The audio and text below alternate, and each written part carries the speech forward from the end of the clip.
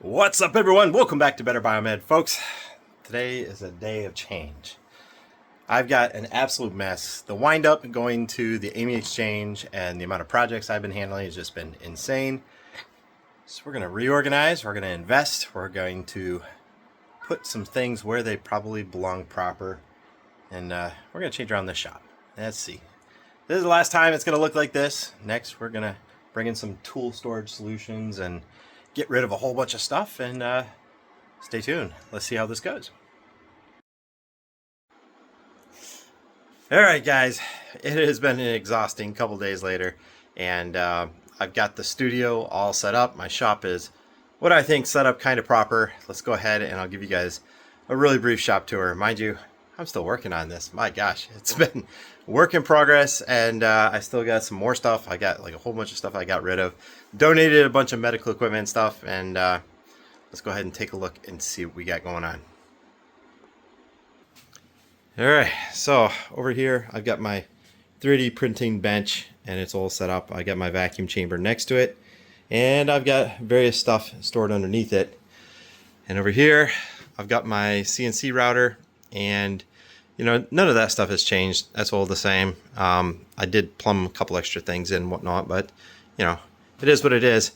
The back of the shop is really where I've worked a lot. Oh my gosh, where do I even begin? I moved around some of my storage space. Some of my flat surfaces became functional work surfaces again. And you probably noticed a couple new things here. I've got a high-low table that I can work off of. And over there, I took out a bunch of the storage that was underneath the workbench, and I ended up putting in a 46-inch Husky, removed the casters, and look at that, it fit beautifully.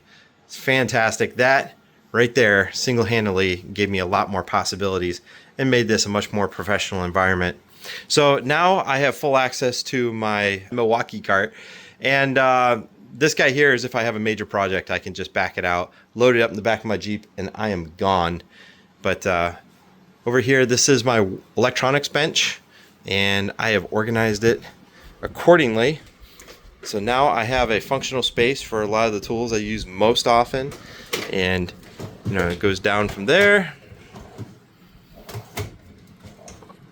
My signal generators, voltage injectors, you know, my vacuum. So a lot of my space has been utilized a little more correctly, and I finally have a space for all my vices, my stands, my infrared camera, and I finally reorganized a lot of my components. I've got connectors and components, and then I've got some larger fixtures and stuff on the outside. So that right there helped out quite a bit. And then I got the high-low table, and this guy here, this is where I'm going to be doing a lot of filming. So I'm probably going to have to put in some sort of overhead camera. I've got on my video recording bench, I've got this overhead camera, which I can adjust up, down, etc. I've got my microscope, which has got a very large field of view. This is my frontal camera, which comes back here, and it works with the green screen that I can pull down. So that works out pretty good. My audio mixing station, and my computer and label printer and all that. Touch screen so that I can control OBS, and I can also control OBS over here with my little Stream Deck. I love that thing. Studio lights, I can turn on and off studio lights with this guy right here. So you're probably wondering, why do I have all these lights set up in this configuration? And you have to remember the nature of what I'm filming. So I'm filming things that have displays and screens, and if I have straight down light, then if I'm recording anything here, it's going to get a direct reflection.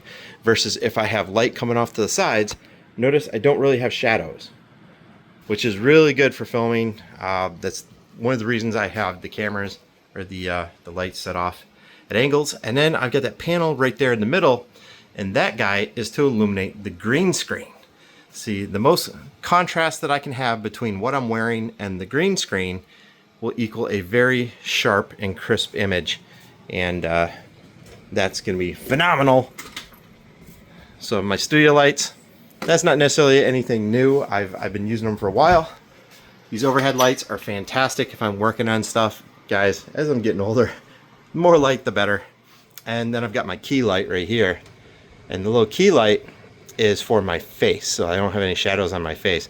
Believe it or not, all that stuff does matter. It's kind of crazy. And I've got wireless microphones. I've got my really regular boom microphone back there, and various other things. So, and then my cabinets over here. I've had to reorganize my cabinets. So I got USB cables. I got audio cables there, video cables here, and other tripods, stands, clamps, power cords, etc. And then down here I've got tripods, and I've got a rotary table. And that is for 3D scanning. So yeah, guys, it's going to be pretty good. I've got over here a toroid transformer, which is an isolation transformer. And right behind this, I've got a power strip set up. So I have a isolation power supply there. So if I'm testing things over here, it's much more safe to test things that are plugged into mains, especially so I don't get the Arky Spark and get lit up. That guy is going to be phenomenal. I've wanted to mount it for a long time, and now I have that chance. If you guys haven't noticed this little guy right here. Interesting little box, huh? Well, this is a prototype, and we had this on display at the Amy show, and a couple people asked about it. They were like, what is that thing? And this is a closed loop fluid recirculation system. Can test up to 4 channels, and it's phenomenal. That way there, you never have to empty out your infusion pump waste discharge and put it back into a bag. Those saline bags get absolutely disgusting. So I now have a dark chamber. They're waterproof. And down here, I have a pump. So when the reservoir fills up down here, it will recirculate the fluid back up to the upper chamber. That way there, you keep a relatively constant head pressure, and you never ever have to reprime your infusion analyzer. Your infusion analyzer and your infusion pump should be in loop, and you shouldn't have to ever touch them. Maybe after like 60 or 90 infusions, you know, whatever the quantity is, then you have to change out your infusion test set. But until then, this is a closed loop, and it just does its thing, and it keeps a constant head pressure, and I can't adjust that up and down. So, and my infusion pump would be here, analyzer is here, and then outside of the analyzer, it goes to the chamber. Chamber pumps it back to the reservoir, and it continues on. It's a project I've been working on for a while. I've got it all dialed in, and it works beautifully. And I've got 4 channels on manifolds that you can activate at your leisure. Works great. So guys, that is my new studio. And I don't know, I'm hesitant on putting a carpet or anything in because, geez, it just gets dirty out here. But it's going to be good. I'm going to do a lot more videos, and I'm pretty excited, man. And this is going to give me a lot more options when it comes to filming. Geez, guys. So if you've seen the other day when I did a video over my garage, and it was just an absolute nightmare. And that kind of stuff gives me anxiety, and maybe that's one of the reasons I haven't been making all the videos that I wanted to make, is because I didn't have a shop set up the way that I wanted.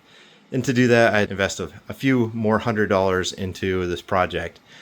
And now I'm good to go. So look forward to some videos coming up. I got some projects I'm working on, guys. It's going to be fantastic. And I've got a couple of items set out over there. I'm going to start filming tomorrow. But dang, guys, I'm geeked. It's going to be good stuff. Thanks for watching, guys.